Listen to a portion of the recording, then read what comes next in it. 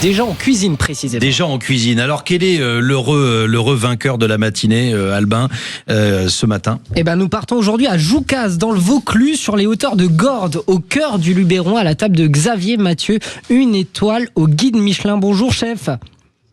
Oui, bonjour, comment allez-vous? Mais très bien, et vous? Mais parfaitement, hein. Écoutez, on se prépare pour régaler nos convives aujourd'hui, ça recommence. Vos convives qui viennent déguster une cuisine provençale, votre cuisine raconte une histoire, la générosité, l'ensoleillement, j'ai l'impression quand même, et forcément quand on parle Provence, on parle à un incontournable, on pense à un incontournable, le melon. Concrètement, déjà, première question, comment on choisit bien son melon? Très bonne question.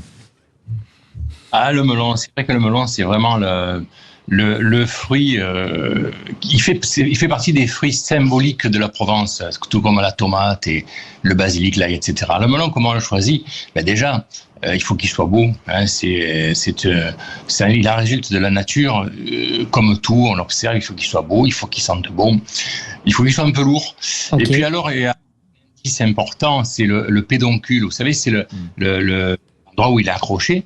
Mais il faut regarder déjà que autour il soit fendu, le pédoncule soit fendu, et s'il y a un petit peu de sucre qui sort, en fait c'est la sucrosité du fruit. Donc il faut qu'il y ait un petit peu de sucre qui sorte de sirop autour de ce pédoncule fendu, et qu'il soit pas trop sec, parce qu'en même temps ça va nous dire quand il a été ramassé, donc sa fraîcheur.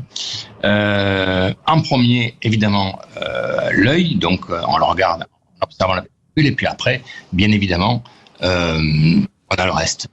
Quand on pense au melon, on pense souvent au duo avec le jambon, c'est un peu le classique de l'été. Ouais. Est-ce qu'on peut sortir un peu de cette recette que tout le monde connaît? Ah ben oui, on a les classiques, bien sûr. On sait que ça marche bien, on se régale toujours avec le melon, le jambon, le melon saumon fumé, le melon sarrien ou au Porto, pourquoi pas aussi. Et on peut sortir des sentiers battus. Alors on peut en faire pas beaucoup de choses. Je pense comme ça, pourquoi pas à un gazpacho. Gazpacho de melon sucré et salé aussi, ça peut fonctionner avec un petit peu de tomate et de poivron et d'oignon. On peut en faire une préparation aussi en dessert, on peut en faire des sorbets, on peut en faire des soupes de fruits glacés, accommodés avec d'autres fruits. Et alors, ce qui est intéressant, c'est peut-être de le cuisiner un peu, assez facilement. On peut en faire un chutney, ça peut servir de condiment pour accompagner des volailles ou d'autres choses, ou un foie poêlé, pourquoi pas. Un chutney, comment on peut faire ça? Je vais vous donner une recette rapide. Simple et rapide pour faire un chutney. Moi, je ferais suer un petit peu des oignons, j'y ajouterai un petit peu de poivron jaune, puisque en même temps, le melon est jaune, donc poivron jaune, oignon, un peu d'ail, un peu de thym. On y ajoute notre melon, puis ça compote, et une fois que c'est bien écrasé, bien compoté, et bien on termine avec un vinaigre, ou plusieurs vinaigres pour y apporter un parfum. Alors, ce qui est intéressant aussi, on pourrait mettre un petit peu de badiane au départ. D'un petit goût pour ceux qui aiment, bien sûr, un petit peu de badiane avec les oignons quand on fait suer, pour apporter un petit goût d'anis, de fenouil d'anis, et voilà, vinaigre de cidre, vinaigre de riz, vinaigre de voilà, pour apporter l'acidité. Un bon chutney pour accompagner nos volailles rôties. Bon alors chef, dites-nous tout, qu'est-ce que vous proposez aujourd'hui? C'est quoi le menu du jour de votre table, la table de Xavier Mathieu à Gordes aujourd'hui? Aujourd'hui, alors j'ai la chance d'avoir un magnifique potager.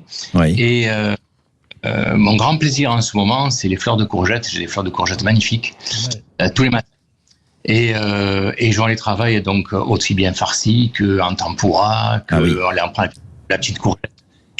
La petite courgette, on la taille crue, on la taille très fine, et on un petit peu d'huile d'olive, citron, sel, poivre, c'est tout. Excellent. Vous savez, les recettes les plus simples, avec les meilleurs produits, sont souvent, et je vous assure, les meilleurs. Croyez-moi, c'est pas la peine de compliquer les choses, c'est une évidence. La cuisine, c'est quelque chose d'élémentaire, de simple, qui vient naturellement, et bien souvent, pour améliorer un plat, c'est pas en ajoutant des éléments. C'est en enlevant. Bien souvent, c'est à supprimer qu'est-ce qui est inutile. Mais la cuisson, très important, hein. Très important la cuisson, chef, parce que les courgettes, faut qu'elle soit croquante, faut qu'on ait la saveur dedans. Et la base, bien sûr, c'est la qualité du produit. Ensuite, assaisonnement, cuisson, c'est tout. Ouais. Cuisson, assaisonnement.